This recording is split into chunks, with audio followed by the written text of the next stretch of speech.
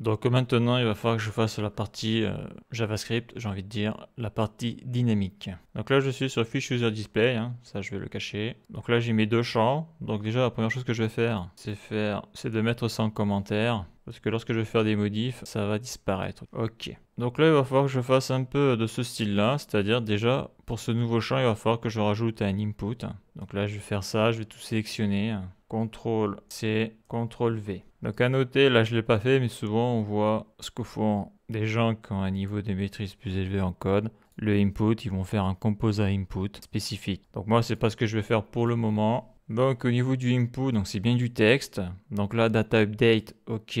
Par contre, ça va plus être l'âge, ça va être job en anglais, profession, job. Et au niveau de l'input ref, ça va être job. Donc là, bien sûr, il va falloir que je crée tout ça. Donc il faut que je rajoute ici aussi job. Et là, le 1, il s'en va. Donc ça, c'est bon. La partie dynamique a été rajoutée. Par contre, il faut que je rajoute la clé, la key job. Donc je monte tout en haut. Donc déjà, Maj, Alt, flèche du bas. Et ici, c'est job. Donc celui-là, c'est bon. Après, je descends, je descends, je descends. Là, CTRL, Alt, flèche du bas. Untied, job. Entrer son job. Et ici, bien sûr, c'est job. Pour l'input ref, ça c'est bon. Donc là, je fais Maj, Alt, flèche du bas. On va faire CTRL C, CTRL V. Ça c'est bon. Donc ça, c'est la photo. Mettre à jour le state. Voilà. Donc là, je vais rajouter la key job, deux points, et entered job. Donc là, data update form data, ben ça je vais le rajouter. Donc ça c'est ce qui est envoyé vers le serveur. Donc job,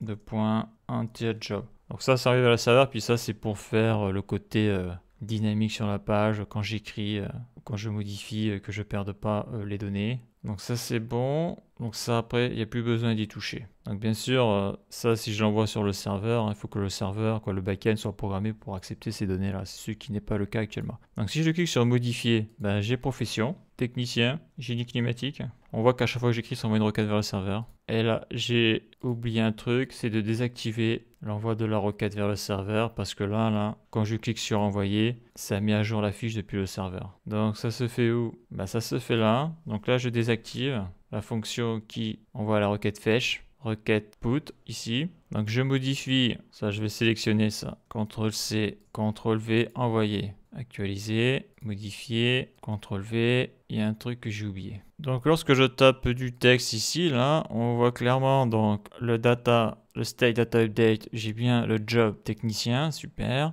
Et en plus, là, on voit au niveau du form data, j'ai bien technicien. Donc là, quand je fais envoyer, j'ai rien qui s'affiche. Donc le problème, il est ici. Alors, data update job, c'est bien ça. Donc il est où lui? J'ai mis dans un console log, il me semble. Data update job. Donc le job, il est bien ici. D'accord, j'ai oublié un truc très important. Donc j'ai désactivé la fonction envoyer, mais c'était pas la plus importante à désactiver. Le plus important, c'était le use effect. Lui, il faut que je le désactive. Parce que lui, dès que le state change au niveau de change handler, donc de la variable modification, il me fait un refresh vers le serveur. Donc là, ça a marché, là. CTRL V, je fais envoyer, magique, ça s'affiche. Voilà. Donc là, j'ai désactivé là, le use effect pour éviter qu'il y ait un re-render. Et j'ai aussi coupé la requête vers le serveur. Voyons, je vais la laisser activer. Ouais, dès que je l'active, hop là, ça disparaît. Donc je coupe ça. Voilà, maintenant c'est bon. Ok, donc maintenant je vais faire l'autre, mieux me connaître.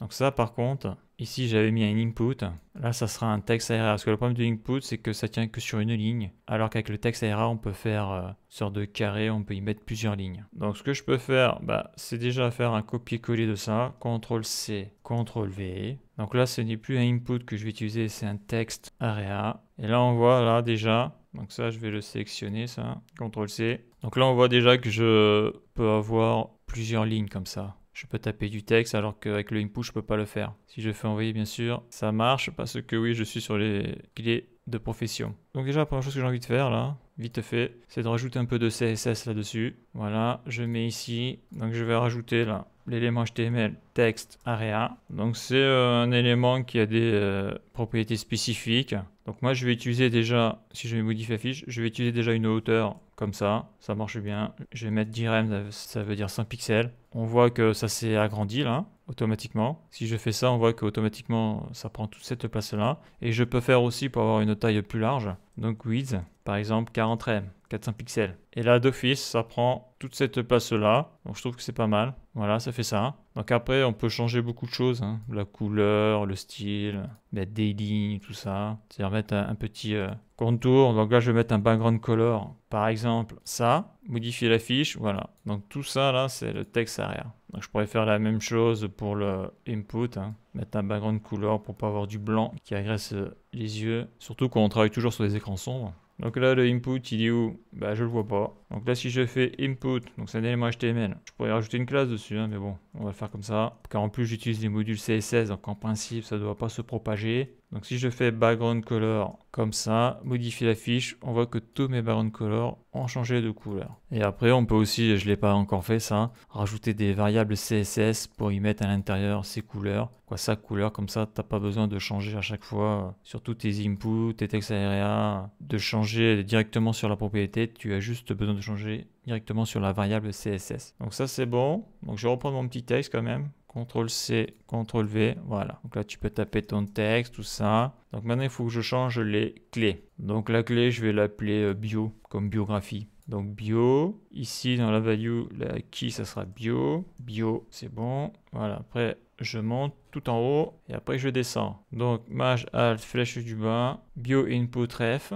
Je descends. Enter job. Donc ça va être déjà Maj, Alt, flèche du bas. Et là, je vais marquer bio. Bio, ça c'est bon. Après, donc j'y suis. Allez, je vais en mettre un ici. Bio, avec un B majuscule. Là, on est bon. Je descends. Donc ça, c'est la photo. C'est bon, c'est bon. Donc le state, le data update, ça va être bio. Entered bio. La virgule, sinon il y a une erreur. Ça, c'est bon. Je descends, bah ici je vais faire la même chose, hein. Maj, Alt, flèche du bas, bio, pour biographie, la virgule et bio. Voilà, ça c'est ce qui partira vers le serveur, vers le backend. Donc là c'est bon, tout est bon. Ok, donc là tout a l'air d'être correct. Donc est-ce que ça marche mon truc? J'agrandis, je mets ça comme ça. Donc si je marque test 01, on va marquer l'âge de la chaîne. Profession, voilà. Et là, je vais faire un CTRL-V de tout mon texte. Si je fais envoyer, voilà. Donc le nom, le prénom, l'âge, profession. J'apprends les technologies pour être développeur full stack, etc. Ok.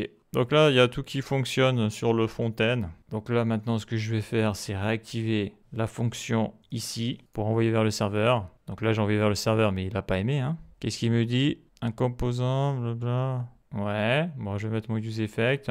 Voyons si ça me sort une erreur, si je modifie un truc. Donc là, CTRL-V, je mets n'importe quoi, envoyer. Non, il n'y a pas d'erreur, c'est bon. Donc bien sûr, tout disparaît parce que sur le serveur, il n'y a rien du tout. Mais là, j'ai contrôlé que sur le front-end, c'était bon. Donc maintenant, je n'ai plus qu'à rajouter sur la table fiche user les colonnes qui vont bien. Et surtout, il ne faut pas oublier de faire les modifs ici. Ça, on le verra dans la prochaine vidéo, car ça fait un moment que je n'ai pas fait ça sur le back-end. Ça va me permettre de réviser un petit peu.